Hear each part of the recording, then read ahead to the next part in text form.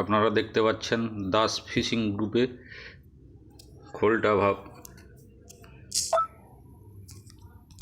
সরষা খোলটা ভাজতেছি। যখন brown colour হয়ে যাবে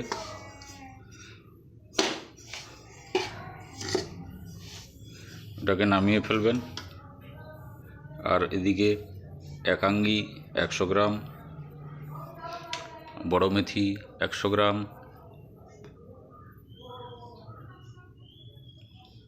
আউয়েল 50 গ্রাম,